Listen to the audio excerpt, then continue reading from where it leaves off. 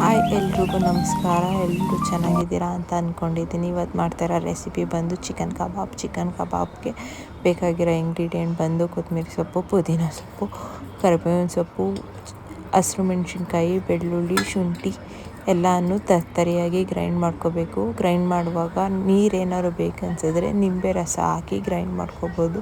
Grind ಮಾಡ್ಕೊಂಡಿರೋ ಮಸಾಲೆನ ಚಿಕನ್ಗೆ ಹಾಕಿ ಆದರೂ ಮಸಾಲೆ ಜೊತೆಗೆ ರೆಡ್ ಚಿಲ್ಲಿ ಪೌಡರು, ಧನಿಯಾ ಪೌಡರು, ಅರಿಶಿನ, ಉಪ್ಪು, ಗರಂ ಮಸಾಲ ಮತ್ತು ನಿಂಬೆ ರಸ ಮತ್ತು ಮೊಟ್ಟೆ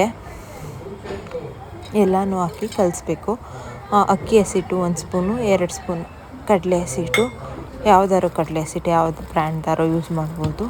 ಕಡಲೆ ಹಸಿಟ್ಟು ಎಲ್ಲನೂ ಹಾಕಿ ಚೆನ್ನಾಗಿ ಕಲಿಸ್ಬೇಕು. ಕಲಿಸುವಾಗ ಗೊತ್ತಾಗುತ್ತೆ, ಕಲ್ಲರೆಲ್ಲ ನೋಡಿ ಗೊತ್ತಾಗುತ್ತೆ.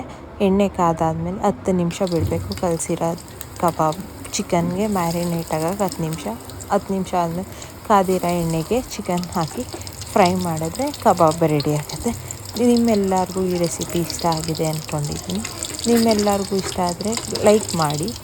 ನಿಮ್ಮ ಫ್ರೆಂಡ್ಸ್ಗೆ ಯಾರಿಗಾರು ಯೂಸ್ ಆಗುತ್ತೆ ಅಂದರೆ ಶೇರ್ ಮಾಡಿ. ನೀವು ಯಾರು ನನ್ನ ಚಾನಲ್ನ ಹೊಸ್ದಾಗಿ ನೋಡ್ತಾ ಇದ್ದರೆ ಸಬ್ಸ್ಕ್ರೈಬ್ ಮಾಡ್ಕೊಳ್ಳಿ. Please do subscribe to my channel. ನಾನು ನೆಕ್ಸ್ಟ್ ವೀಡಿಯೋದಲ್ಲಿ ಸಿಗ್ತೀನಿ. ಬಾಯ್.